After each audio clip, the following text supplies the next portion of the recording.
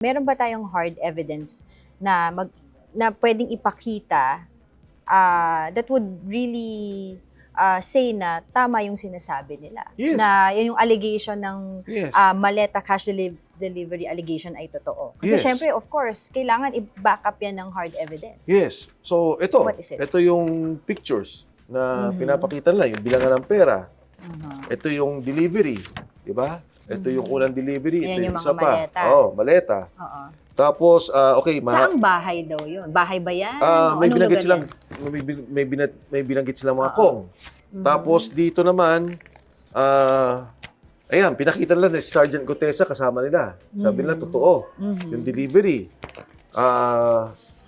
Ito ulit si Gutesa, dala yung mga mali-maletang pera. Mhm. Can you imagine, ganyan karami?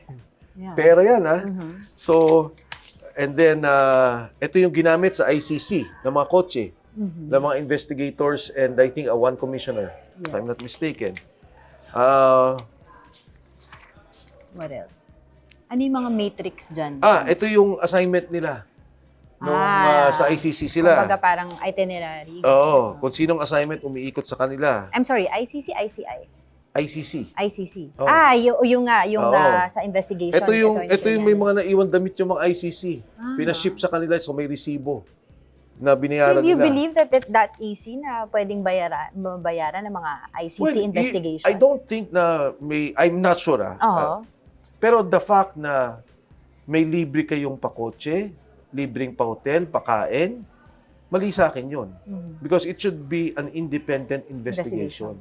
Wala dapat impluwensya ng kahit sino. If at all, it should be the national government, di ba? Official. Mm-mm. Pero yung ganitong patago, tapos may mga pera, tapos pupunta kayo sa hotel, libre, dadalhin yung mga witnesses, I think that's wrong. Mhm. So, ito pa, mga delivery ng iba't iba, pictures. Hindi lang to, marami pa silang hawak. Mhm. Ito. Oo. Ngayon, Okay.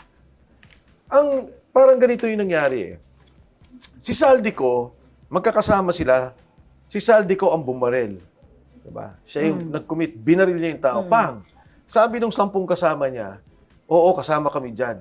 Pero si Saldico yung bumaril. In the same light, ito to. Si Saldico, ang sinasabi lang mastermind, sinasabi lang involved sa korupsyon, etong mga taong to, ang nagdi-deliver ng pera. Mhm. So, first-hand information.